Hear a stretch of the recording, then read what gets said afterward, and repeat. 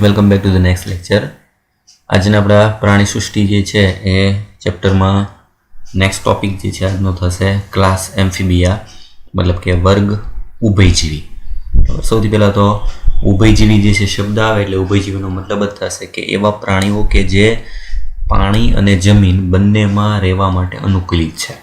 બરાબર. અને પ્રાણી સૃષ્ટિમાં સૌથી ઓછા આવેલા પ્રાણીઓ છે આ. બરાબર. જે સૌથી ઓછી માત્રામાં, કારણ કે એવા પ્રાણીઓ છે કે જમીન અને પાણી બંનેમાં અનુકૂલિત જે છે રહી શકે છે. એવા પ્રકારના પ્રાણીઓ જે જમીન ઉપર રહી શકે છે પણ એને પ્રજનન માટે જરૂર પડે છે પાણીમાં જવાની. બરાબર. મતલબ કે એના ઈંડા જે છે પાણીમાં મૂકે છે.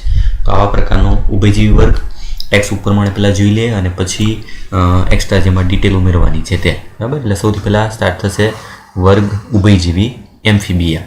સૌથી પહેલાં અર્થ આપેલો છે. જો એમ્ફીનો મતલબ થાય ઉભય, બાયોસ લાઈફ જીવન. બરાબર. એમ્ફીબિયા, બિયા મતલબ કે ઉભય અને જીવન. નામ સૂચવે છે કે ઉભયજીવીઓ જે છે જલજ કે સારી રીતે સ્થલજ નૈસર્ગિક નિવાસસ્થાનમાં જીવન ગુજારી શકે છે. બરાબર. સારામાં સારી રીતે બંને બાજુએ અનુકૂલિત થઈ શકે એવા પ્રાણીઓ. ખાસિયતમાં તેમાંના ઘણા બે જોડ ઉપાંગો ધરાવે છે. ઘણા એવું કીધું છે એનો મતલબ બધામાં ઉપાંગો હોય એવું જરૂરી નથી. હશે તો કેટલા હશે? બે જોડ, ટોટલ 4 ઉપાંગો હોય. શરીર શીર્ષ અને ધડમાં વિભાજિત હોય. શરીર જે છે એમાં શીર્ષ અને ધડ હોય, કેટલાકમાં પૂંછડી હોઈ શકે. બરાબર. પણ ગરદન નથી હોતી, ગરદનનો અભાવ હોય. શીર્ષ ધડ હોય, અમુકમાં પૂંછડી હોઈ શકે. ઉદાહરણ આપણે જોશું. ઉભયજીવીઓની ત્વચા મુખ્યત્વે ભીની અને ચીકણી હોય છે. આ ખાસિયત. બરાબર. સૌથી ઇમ્પોર્ટન્ટ જે છે લક્ષણ છે આનું કે ઉભયજીવીઓની ચામડી હોય હંમેશા ભીની હોય અને ચીકણી હોય અને ભીંગડા વગરની. એના ઉપર કોઈ ભીંગડા હોતા નથી. બરાબર. એટલે આ ખાસ જે છે એની ખાસિયત. આંખો પોપચા ધરાવે છે, મતલબ કે પાણીમાં પણ રહી શકે છે, જમીન ઉપર રહી શકે છે. જ્યારે પાણીમાં જાય ત્યારે એની પારદર્શક જે છે આંખોની ફરતે એક આવરણ આપતા એક પોપચા જે છે આઈલિડ પણ જોવા મળે. કાનમાં કર્ણપટલ હોય છે. કાન જે છે એનો પડદો જે આપણે કહીએ છીએ. બરાબર. કર્ણપટલ જે છે એ મધ્યકર્ણ જે છે એના તરીકે કાર્ય કરતો બાહ્ય કર્ણવાળો ભાગ હોય એનો અભાવ હોય. પાચન માર્ગ, મૂત્રમાર્ગ અને પ્રજનન માર્ગ એક જ કોટરમાં ખુલે છે, જેને અવસારણી કહે છે. બરાબર. ટોકા. પાચન માર્ગ મતલબ કે જે મળદ્વાર વાળો ભાગ હોય, મૂત્રમાર્ગ જે છે એમાં મૂત્રાશય પછીની નળી અને પ્રજનન માર્ગ, ત્રણેયને કોમન ખુલતી એક નળી આવેલી હોય. નળી વાળો ભાગ જેને કહેવાય અવસારણી. અવસારણી માર્ગ જે છે એના દ્વારા જે બહારની તરફ ખુલે છે, એટલે શરીરની બહાર એક કોમન કોટર દ્વારા ખુલે ભાગને અવસારણી કીધું. જેમાં પાચન માર્ગ હોય, મૂત્રમાર્ગ હોય અને પ્રજનન માર્ગ એવો ભાગ જે છે એના દ્વારા ખુલે છે. ઝાલરો ફેફસા કે ત્વચા દ્વારા શ્વસન કરે છે. યાદ રાખજો, શ્વસન 3 અંગોથી થાય. ઝાલર દ્વારા, ફેફસા દ્વારા અને ત્વચા દ્વારા. 3 અંગો જે છે એના શ્વસન માટેના અંગો છે. હૃદય ત્રિખંડી એવો વિભાગ છે જ્યાંથી હૃદય જે છે ત્રિખંડી ચાલુ થાય છે. મતલબ એમાં 2 કર્ણક હોય અને એક ક્ષેપક આવેલું હોય. 2 કર્ણકો અને એક ક્ષેપક જે છે આવેલું હોય એવા ત્રિખંડી હૃદય ધરાવે છે. શીત રુધિરવાળા પ્રાણીઓ. ફરીથી આગળ આવી ગયું પ્રમાણે કે આ પાણીમાં રહેનાર પ્રાણીઓ છે એટલે એમાં રુધિર જે છે કેવું હશે? શીત રુધિર. શીત રુધિર હોય એનો મતલબ કે અસમતાપી. લિંગભેદ જોવા મળે. નર અને માદા બંને અલગ છે અને તેમાં બાહ્ય ફલન હોય, મતલબ કે ફલનનું માધ્યમ મોટા ભાગે હશે પાણી. તેઓ અંડપ્રસવી અને પરોક્ષ વિકાસ દર્શાવે છે. ઈંડા મૂકતા પ્રાણીઓ છે અપવાદ બાદ કરતા, અને બાકી બધામાં વિકાસ પરોક્ષ છે, એનો મતલબ ડિંબ જોવા મળે. ખાસ એક્ઝામ્પલ તરીકે ટોડ, બુફો, દેડકો જે આપણે નોર્મલી જે કોઈ ફ્રોગ કહીએ છીએ, ના ટાઈગ્રીન એનું વૈજ્ઞાનિક નામ છે એટલે દેડકો. વૃક્ષ નિવાસી દેડકો હાયલા. સાલામંડર જે એક આપણને ગરોળી જેવું દેખાતું હોય પણ એમાં ફરક છે કે આની ચામડી હોય ચીકણી હોય. અને ઇક્થિયોફિસ ખાસ એક્ઝામ્પલ આપવા જે ઉપાંગ વિહીન ઉભયજીવી છે. આ 4 જે છે જે આપણે એક્ઝામ્પલ આવેલા છે એના ચિત્ર જે ટેક્સ્ટમાં આપેલા નથી જોઈ લેજો. સૌથી પહેલો ભાગ જે છે એ છે ટોડ. બરાબર. બુફો. બરાબર. જેનું ફૂલેલું શરીર હોય એવું શરીર જે છે દેખાતું હોય. બીજું એક્ઝામ્પલ છે હાયલા, વૃક્ષ નિવાસી દેડકો. ગ્રીન કલરનો અને અલગ અલગ કલરની વેરાયટી જે છે જેમાં જોવા મળે છે. બરાબર. ચામડી જે ચીકણી હોય ને વૃક્ષ ઉપર રહેતો હોય એવો દેડકો. ઇક્થિયોફિસ ખાસ. બરાબર. કૃમિ જેવું દેખાય છે. ફિશ કીધું પણ આ ફિશ નથી, ઉપાંગ વિહીન. બરાબર. આમ કૃમિ જેવું જે દેખાય છે એનો અંગો બરાબર વિકસિત નથી પણ એમાં એકે ઉપાંગ જે છે આવેલા નથી. એટલે ઉપાંગ વિહીન, પાણી જમીન બંનેમાં રહી શકે એવું પ્રાણી તો એ થશે ઇક્થિયોફિસ. અને સાલામંડર જેમાં અલગ અલગ રંગો જે છે ચામડીમાં વિવિધતા જોવા મળે. કાળા અને પીળા ટપકાવાળી જે છે આવી ગરોળી જેવી દેખાતી રચના, પણ ગરોળી નથી. ગરોળી જે છે સરીસૃપ વિભાગમાં આવે. આ જે છે એ ઉભયજીવી વિભાગમાં છે. આની ચામડી હોય ચીકણી હોય, ગરોળી હોય તેની ચામડી જે છે સૂકી હોય. અને આની ઉપર જે છે કોઈ ભીંગડા હોતા નથી, બરાબર. એટલે આ થઈ ગયા એના મુખ્ય જે છે એક્ઝામ્પલ, બરાબર.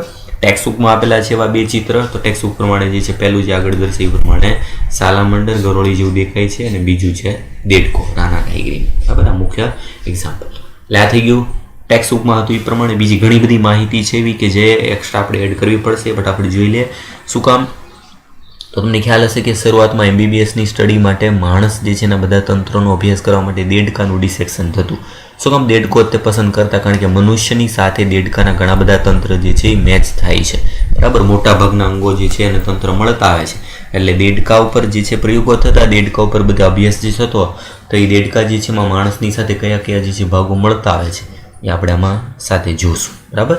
તો ડિટેલમાં વર્ગ ઉભયજીવી. સૌથી પહેલું એવા પ્રાણીઓનો સમાવેશ થાય છે કે જે જમીન અને પાણી બંનેમાં જીવી શકે છે, પણ યાદ રાખજો દરિયાઈ પાણીમાં ક્યારેય નહીં.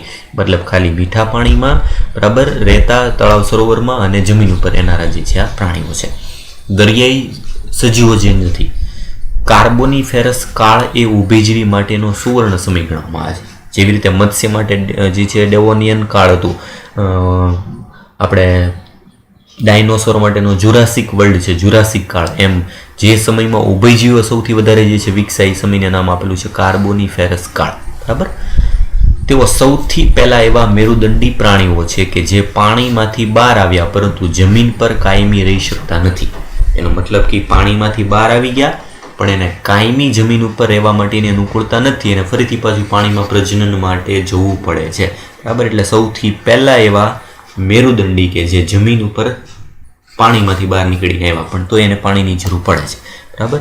તેઓ શું કામ જે છે પાણીની જરૂર પડે? તો તેઓ પ્રજનન માટે પાણી પર નિર્ભર હોય છે. તેઓના ઈંડા બાષ્પીભવન અટકાવતા રક્ષા કવચ ધરાવતા નથી, બરાબર. એ જમીન ઉપર જો ઈંડા મૂકે તો એનું બાષ્પીભવન થઈ જાય અને એને ઈંડા જે છે સુકાઈ જાય. એવું ન થાય એટલા માટે એને પાણીની અંદર ઈંડા મૂકવા જવું પડે, બરાબર. એટલે એને પાણીની જરૂર પડશે. તેઓ શીત રુધિરવાળા હોય છે. આગળ કીધું પ્રમાણે કે તેઓ અસમતાપી છે, શીત રુધિરવાળા, ઠંડા રુધિરવાળા પ્રાણીઓ. તેઓ પોતાની જાતને ઠંડી અને ગરમીથી રક્ષણ મેળવવા માટે શીત નિદ્રા અને ગ્રીષ્મ નિદ્રા જે છે હોય છે, બરાબર. મોટાભાગે તમને ખ્યાલ છે કે દેડકા હોય ચોમાસાની ઋતુમાં જ જોવા મળે, તો બાકીની ઋતુ જે છે એમાં ક્યાં જાય? ઠંડી સામે અને ગરમી સામે રક્ષણ મેળવવા માટે શીત નિદ્રા જમીનમાં જતા રહી છે, અને ગ્રીષ્મ નિદ્રા જે છે, બરાબર, જે જમીનના પેટાળમાં જે છે જઈ શકે. તો તમને પ્રશ્ન થાય જમીનના પેટાળમાં જાય તો એ શ્વાસ કઈ રીતે લેતા હોય, જીવતા કઈ રીતે હોય? તો ખાસ એની ઇમ્પોર્ટન્ટ જે છે વાત છે એની ત્વચા. એની ચામડી જે છે એવી લીચી, ચીકણી, ભીની અને ભીંગડાવી હોય છે, અને ખાસ કરીને તેમાં શ્લેષ્મ ગ્રંથિ હોય જે ત્વચાને ભીની રાખે છે અને એ ભીની ત્વચા દ્વારા શ્વસન કરે છે. મતલબ એની ચામડી એવા પ્રકારની હોય છે કે જે જમીનમાંથી સીધો ઓક્સિજન વાયુ શોષણ કરી શકે અને શરીરમાં CO2 હોય એનો બહાર ત્યાગ કરી શકે. એટલે એવા પ્રકારની લાક્ષણિકતા ધરાવતી ચામડી લીધે એ જે છે એ મહિનાઓ સુધી જમીનની અંદર જે છે રહી શકે. શરીર શીર્ષ ધડમાં વિભાજિત હોય છે, કેટલાકમાં પૂંછડી હાજર હોય છે, પણ ગરદનનો સંપૂર્ણ અભાવ હોય, બરાબર. એમાં ગરદન જે છે હોતી નથી. શીર્ષ, ધડ અને પૂંછડી બધામાં નથી હોતી. આગળ કીધું પ્રમાણે ત્વચા જે છે લીસી, ચીકણી, ભીની અને ભીંગડાવિહીન હોય છે. ખાસ એમાં ભીંગડા હોતા નથી. ત્વચામાં અસંખ્ય શ્લેષ્મ ગ્રંથિઓ હોય છે જે ત્વચાને ભીની રાખે છે. કાયમી માટે જે છે ચીકણી રહેવાનું કારણ એમાં આવેલી શ્લેષ્મ ગ્રંથિ, અને આ પ્રાણીઓ ભીની ત્વચા દ્વારા શ્વસન કરે છે. એટલે એનું મુખ્ય શ્વસન અંગ કયું થશે? તો એની ચામડી દ્વારા શ્વસન કરતા સૌથી મહત્વના જે છે પ્રાણીઓ. એના પછી મોટા ભાગના પ્રાણીઓ 2 જોડ ઉપાંગો ધરાવે છે, બરાબર. જે પ્રાણીઓ જે છે મોટા ભાગે 2 જોડ ઉપાંગો હોય, જેમાં અગ્ર ઉપાંગ એટલે કે આગળના ઉપાંગો જે છે એમાં 4 આંગળી હોય અને પાછળના ઉપાંગો જે છે એમાં 5 આંગળીઓ હોય છે, બરાબર. ઉદાહરણ તરીકે દેડકો જે છે એમાં આગળના જે છે ઉપાંગ હોય, આગળના જે પગ હોય એમાં 4 આંગળીઓ હોય, પાછળના એમાં 5 આંગળીઓ જે છે જોવા મળે. મુખ કદમાં મોટું હોય છે, મતલબ મોઢું ખોલે તો એનું મુખ જે છે કદમાં મોટું હોય. ઉપલું અથવા બંને જડબામાં દાંત હોય, બરાબર. બધા પ્રાણી જે છે અમુકમાં માત્ર ઉપલા જડબામાં દાંત હોય, બરાબર, અને અમુકમાં બંને જડબામાં ઉપર નીચે દાંત જોવા મળે. પાચન તંત્રમાં પાચક ગ્રંથિયુક્ત સુવિકસિત અને સંપૂર્ણ પાચન માર્ગ, બરાબર. ખાસ ફરક શું છે? ખાલી તો દેડકામાં લાળ ગ્રંથિ હોતી નથી. મનુષ્યની જેવું જ સેમ જે છે પાચક ગ્રંથિઓ, યકૃત, સ્વાદુપિંડ બધું ધરાવતું પાચન માર્ગ આખો આવેલો છે. ફરક એટલો છે ખાલી મનુષ્યમાં લાળ ગ્રંથિ હોય, દેડકામાં લાળ ગ્રંથિ હોતી નથી. પાચન માર્ગ, મૂત્રાશય અને પ્રજનન માર્ગ અવસરણીમાં ખુલે છે. આગળ આવી ગયું પ્રમાણે એક સામાન્ય કોટર દ્વારા શરીરની બહાર ખુલે છે. મતલબ અવસરણીમાં કયા કયા તંત્ર જોડાયેલા હોય? પાચન તંત્ર, મૂત્રાશય એટલે ઉત્સર્જન તંત્ર અને પ્રજનન તંત્ર. ત્રણેય માટેની નળીઓ કોમન એક માર્ગ દ્વારા ખુલે છે અને અવસરણી કહે છે. શ્વસનમાં ઝાલરો, ત્વચા અને ફેફસા અથવા મુખકંઠનાલીય ગુહા દ્વારા થાય છે. ત્રણ પ્રકારનું જે છે એમાં શ્વસન થાય: ઝાલરો દ્વારા, ત્વચા દ્વારા અને ફેફસા અથવા મુખ કંઠનાલી ગુહા. એટલે મુખ અને કંઠનળી જે છે એની વચ્ચે આવેલું કોટર, જેને નામ આપેલું છે મુખ કંઠનાલીય ગુહા. હૃદય ત્રિખંડી, જેમાં 2 કર્ણક અને 1 ક્ષેપક હાજર હોય છે. બરાબર. ખાસ એનું રુધિર જે છે, જો મનુષ્યનું હૃદય ચતુષ્ખંડી હોય, એની સરખામણીમાં ત્રિખંડી હોય. આમાં આરબીસી મતલબ રક્તકણ દ્વિબહિર્ગોળ, અંડાકાર અને કોષ કેન્દ્ર યુક્ત હોય. આની તદ્દન વિરુદ્ધ હોય મનુષ્યમાં. મનુષ્યના જે રુધિરના રક્તકણો હોય, લાલ રંગના કણો, એ દ્વિઅંતરગોળાકારના હોય. દેડકામાં કેવા છે? દ્વિબહિર્ગોળ. અંડાકાર જે છે, આકાર જે છે નથી આપણે ઊંધી બે રકાબી હોય એના આકારના હોય, અને કોષ કેન્દ્ર વિહીન હોય મનુષ્યમાં. જ્યારે દેડકામાં આવેલા હોય કોષ કેન્દ્ર યુક્ત, મતલબ રક્તકણની અંદર કોષ કેન્દ્ર જોવા મળે, અને દ્વિબહિર્ગોળાકાર એટલે મનુષ્યના રક્તકણ કરતા તદ્દન જુદા પ્રકારના. નેક્સ્ટ એના પછી મૂત્રપિંડ નિવાહિકા તંત્ર અને યકૃત નિવાહિકા તંત્ર જોવા મળે છે. નિવાહિકા તંત્રનો મતલબ આગળ પણ કીધો હતો, એવું તંત્ર કે જેમાં રુધિર જે છે એ અંગોમાંથી કોઈ લઈ જતી શિરા સીધી હૃદયમાં નથી જતી, બીજા કોઈ અંગમાં જાય. બરાબર. દાખલા તરીકે પાચન તંત્રમાંથી સીધું જે છે એ શિરા હૃદયમાં જતા પહેલાં યકૃતમાં જાય, તો એને કહેવાય યકૃત નિવાહિકા તંત્ર. એટલે દેડકામાં મૂત્રપિંડ નિવાહિકા તંત્ર અને યકૃત નિવાહિકા તંત્ર બંને હાજર હોય. યાદ રાખજો, મનુષ્યમાં માત્ર એક જ હાજર હોય, ખાલી કયું? યકૃત નિવાહિકા તંત્ર. મૂત્રપિંડ નિવાહિકા તંત્ર હોતું નથી મનુષ્યમાં. બરાબર. દેડકામાં બંને હાજર છે. ઉત્સર્જન તંત્રમાં તો તેઓ મોટાભાગે યુરિયા ત્યાગી છે. મોટાભાગે યુરિયાનો ત્યાગ કરનાર મનુષ્યની જેમ મનુષ્યમાં પણ મૂત્રમાં યુરિયા સ્વરૂપે ત્યાગ થાય, પરંતુ પૂંછડીવાળા જે ઉભયજીવી જે છે તથા ડીંભ હોય, એમોનિયા ત્યાગી છે. ખાસ ઇમ્પોર્ટન્ટ યાદ રાખજો. મતલબ કે દેડકો જે છે એ યુરિયા ત્યાગી કહેવાય, પણ દેડકાનું ડીંભ છે, ડીંભમાં પૂંછડી હોય તો ડીંભ જે છે એ એમોનિયા ત્યાગી થશે. બરાબર. દેડકાનું ડીંભ છે ટેડપોલ. બરાબર. એ ટેડપોલ જે છે એમોનિયા ત્યાગી હોય. પાણીમાં રહેતા હશે એમોનિયા ત્યાગી, જમીનમાં બહાર આવી જાય એ યુરિયા ત્યાગી. ખોપરી 2 પશ્વકપાલી કંદુક દ્વિકંદુકીય ખોપરી ધરાવે છે. મતલબ કે જે ખોપરી જે છે મગજનું કરોડસ્તંભ સાથેનું જોડાણ 2 સાંધા સાથેનું હોય, જેને કહેવાય દ્વિકંદુકીય ખોપરી જે છે એમાં 2 પશ્વકપાલી કંદુક આવેલા હોય છે. મનુષ્ય જે છે એમાં આવેલા હોય એની જેમ. કર્ણપટલ કાન તરીકે વર્તે છે. કાનનો પડદો એક સીધો કાન છે, બહારની બાજુ આપણે જેમ કર્ણ પલ્લવ હોય એવું કંઈ દેખાતું નથી. મધ્ય કર્ણમાં માત્ર એક જ હાડકું હોય, પેંગડું. મનુષ્યોમાં 3 હાડકાં હોય, હથોડી, એરણ અને પેંગડું. આમાં એક જ ખાલી હાડકું હોય. બાહ્ય કર્ણ ગેરહાજર હોય. બરાબર. બહારની બાજુ જે આપણે કાનના જે બાહ્ય કર્ણ પલ્લવ આવેલા છે એવું કોઈ એમાં હોતું નથી, એટલે બાહ્ય કર્ણનો અભાવ. મધ્ય કર્ણ અને અંતઃકર્ણ જે છે હાજર. આંખો પોપચા ધરાવે છે, જે આગળ આવી ગયું, પાણીમાં જવા માટે, રક્ષણ આપવા માટે પારદર્શક પોપચા. મસ્તિષ્ક ચેતાઓની 10 જોડ આવેલી હોય છે. બરાબર. જે મનુષ્ય જે છે એમાં 12 જોડ હોય, એમાં 10 જોડ આવેલી હોય. એકલિંગી પ્રાણી એટલે કે દ્વિગૃહી, નર અને માદા અલગ હોય. ફલન બાહ્ય પ્રકારે શરીરની બહાર અને ખાસ કરીને પાણીમાં જોવા મળે છે. તેઓ અંડ પ્રસવી છે અને પાણીમાં ઈંડા મૂકે છે. બરાબર. આગળ આવી ગયું પ્રમાણે કે તે જે છે બચ્ચાને જન્મ નથી આપતા, ઈંડા મૂકે છે અને ઈંડામાંથી ડીંભ આવે, ડીંભમાંથી પુખ્ત પ્રાણી બને. વિકાસ પરોક્ષ રીતે ડીંભ દ્વારા, જેમાં 2 પ્રકારના ડીંભના ઉદાહરણ ખાસ યાદ રાખજો. આ એક્ઝામ્પલ જે છે દેડકામાં ટેડપોલ ડીંભ જોવા મળે અને સાલામાન્ડર જે છે એમાં એક્ઝોલોટલ ડીંભ જોવા મળે. સાલામાન્ડર જે છે ગરોળી જેવું દેખાતું પ્રાણી અને દેડકો જે છે બંનેમાં અલગ અલગ ડીંભ છે.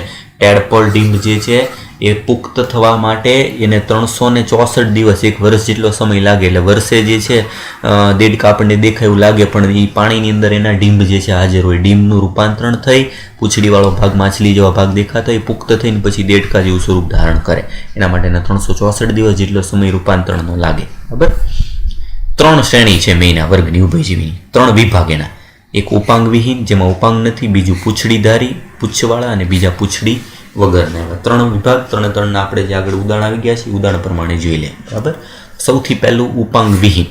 એવા ઉભયજીવી કે જેમાં ઉપાંગો હોતા નથી તો તેઓ પ્રાથમિક ઉપાંગવિહીન ઉભયજીવી હોય છે. સૌથી પહેલા વિકસેલા ઉભયજીવી કે જેમાં ઉપાંગોનો વિકાસ થયેલો નહોતો એટલે એમનું શરીર જે છે એ કૃમિ જેવું દેખાતું હોય, કૃમિ જેવું લાગે છે. જેનું ઉદાહરણ તરીકે કે એમાં ભીંગડા હાજર હોય પરંતુ શરીરમાં ખૂંપેલા હોય. એક્ઝામ્પલ ખાસ ઇક્થિઓફિસ, આ એક અપવાદ થશે. એવું ઉભયજીવી છે કે જેમાં ઉપાંગો હોતા નથી. બરાબર. આંખો ત્વચા વડે ઘેરાયેલી, બરાબર, આંખની ફરતે જે છે ચામડી હોય અને કર્ણપટલ નથી હોતું એટલે એ કેવું દેખાય તેના નામ પરથી એક અંધ અને બેરું, આંધળું અને બેરું જે છે કૃમિ એવું એનું નામ છે. આંધળું અને બેરું કૃમિ હોય એવું દેખાતું પ્રાણી એટલે થશે ઇક્થિઓફિશ. યાદ રાખજો, કોઈ ફિશ નથી. બરાબર. એ ઉભયજીવી છે પણ એ સૌથી જૂની કક્ષાનું આદિ જે છે ઉભયજીવી ગણી શકાય કારણ કે એમાં ઉપાંગો હોતા નથી. બીજો વિભાગ થશે પૂંછધારી ઉભયજીવી. એવા ઉભયજીવી કે જેમાં પૂંછડી હાજર હોય, શરીરમાં સ્પષ્ટ શીર્ષ, ધડ અને પૂંછમાં વિભાજિત. બીજા બધામાં શીર્ષ અને ધડ બે જ હોય જ્યારે આમાં પૂંછડી પણ હાજર હોય છે. એક્ઝામ્પલ તરીકે સાલામાંડર. બરાબર. સાલામાંડર જે છે પૂંછડીવાળું ઉભયજીવી છે. ઉપરાંત એની ખાસિયત છે કે તે અપત્ય પ્રસવી છે. યાદ રાખજો, ઈંડા મૂકતું નથી, બચ્ચાને જન્મ આપે છે. અપત્ય પ્રસવી એવું પ્રાણી તો એ આવશે સાલામાંડર, જે ગરુડે જેવું દેખાય છે. બરાબર. એમાં પૂંછડી હાજર હોય છે. નેક્સ્ટ ત્રીજો લાસ્ટ વિભાગ છે પૂંછવિહીન ઉભયજીવી, મતલબ કે જેમાં પૂંછડી નથી હોતું એવું ઉભયજીવી. પુખ્ત પ્રાણીમાં પૂંછ ગેરહાજર હોય જેમ કે દેડકા અને ટોળ. જો પુખ્ત પ્રાણી શું કામ ચોખવટ કરી? કારણ કે દેડકો અને ટોળ જે છે એમાં પૂંછડી નથી હોતી પણ એના ડીંભ હોય, ડીંભ એમાં પૂંછડી હાજર હોય. ટેડપોલમાં પૂંછડી જેવો ભાગ હોય પણ એ જ્યારે પુખ્ત થઈ જાય ત્યારે એમાં પૂંછડી નીકળી જાય એટલે પૂંછડી વગરના ઉભયજીવી. ઉદાહરણ તરીકે દેડકો અને ટોળ. ટોળ જે છે જે શું આગળ એવું ઉદાહરણ પ્રમાણે બુફો જે છે એ ટોળનું નામ છે. આંખો પોપચાયુક્ત અને અશ્રુ ગ્રંથિ હાજર. બરાબર. અશ્રુ જે છે આંખમાંથી આંસુ આવે એવી ગ્રંથિ એમાં હાજર હોય. સુવિકસિત સ્વર કોથળી હાજર, એના લીધે એ બોલી શકે છે, અવાજ કરી શકે છે. બરાબર. જે ચોમાસા દરમિયાન અવાજ આવતો હોય છે, બરાબર, એ અવાજ એની સ્વર કોથળી દ્વારા થાય. યાદ રાખજો, સ્વર કોથળી જે છે માત્ર નર દેડકામાં જ હાજર હોય છે, માદામાં હોતા નથી. બાહ્ય ફલન અને ટેડપોલ ડીંભ સાથેનો પરોક્ષ વિકાસ. દેડકામાં આવેલું ડીંભ એનું નામ થશે ટેડપોલ. એક્ઝામ્પલ તરીકે રાના ટાઇગ્રીના. રાના ટાઇગ્રીના વૈજ્ઞાનિક નામ થશે એનું ભારતીય બુલફ્રોગ જે કહીએ છીએ, સામાન્ય ભારતીય દેડકો, એનું નામ છે વૈજ્ઞાનિક રાના ટાઇગ્રીના. રાના પ્રજાતિ, ટાઇગ્રીના જાતિ. બરાબર. જેમાં ટાઈગર જે છે વાઘની જેવી પટ્ટા જેવી જે છે ડિઝાઇનમાં જોવા મળે એના પરથી. બીજું નામ છે બુફો, સામાન્ય ટોળ. ટોળ એટલે કે બુફો, જે આગળ જે મેં ચિત્ર દર્શાવ્યું. ત્વચામાં ઝેરી ગ્રંથિ હાજર હોય. એની ચામડી જે છે એ ઝેરી હોય, ઝેરી ચામડીને લીધે જે છે એ શિકાર કરી શકે અથવા તેને સ્પર્શ કરવાથી પણ ઝેર જે છે એનાથી શિકારી પ્રાણી મરી શકે. ત્રીજું ઉદાહરણ છે હાઈલા, વૃક્ષ નિવાસી દેડકો. બરાબર. આના ચિત્ર જે છે આગળ દર્શાવી દીધેલા છે. ફરીથી બધા જે છે એની ચિત્ર દર્શાવી દો. જે વિભાગ આવ્યા છે એ પ્રમાણે ટોટલ 3 વિભાગ જે છે એના ઉભયજીવીના વિભાગ પ્રમાણે કયા તો કે સૌથી પહેલો વિભાગ જે છે એ ઉપાંગ વિહીન, એમાં આવશે ઇક્થિઓફિસ પહેલો વિભાગ. પછી બીજો વિભાગ તો એમાં આવશે પૂંછધારી, મતલબ પૂંછડીવાળા ઉભયજીવી, તેમાં ઉદાહરણ આવશે સાલામંડર. બરાબર. પૂંછડીવાળું ઉભયજીવી. અને ત્રીજું પૂંછવિહીન, મતલબ એમાં ઉદાહરણ આવશે બુફો. બરાબર. ઝેર ગ્રંથિ આવેલી હોય એની ચામડી ઉપર. અને હાઈલા, વૃક્ષ નિવાસી દેડકો. આ થશે પૂંછડી વગરના ઉભયજીવી. બરાબર. આટલું છે. બહુ બધું આમાં એક્સ્ટ્રા એડ કરેલું છે, એક્સ્ટ્રા લખી નાખવાનું છે. અને ઉભયજીવી પછીનો નેક્સ્ટ સમુદાય જે છે સરીસૃપ આપણે આના પછીના નેક્સ્ટ લેક્ચર જે છે એમાં ભણશું. બરાબર. ટેક્સ્ટ બુકમાં જેટલું છે એટલું ખાસ યાદ રાખવાનું છે. અને બીજી મહત્વની બાબત, નીટમાં દેડકો જે છે સિલેબસમાં નથી. મતલબ આપણે જે પ્રાણી ની અંતઃસંરચના ભણશું ચેપ્ટર જે છે એક આવશે, એમાં આપણે વંદો, દેડકો અને અળસિયું ભણવાનું છે. પણ એમાંથી દેડકો ડિટેલમાં પૂછાતો નથી, પણ ઉભયજીવી સમુદાયને અનુલક્ષીને દેડકા વિશે ક્વેશ્ચન નીટમાં પૂછાઈ શકે. એટલે આપણે ઉભયજીવી સમુદાયમાં ડિટેલમાં જેટલું દેડકા વિશે હોય આપણે આમાં એડ કરી લીધેલું છે, જેથી કરીને દેડકા વિશે ડિટેલ બીજા ચેપ્ટરમાં ભણવું પડે નહીં. બરાબર. આટલું ઇનફ છે.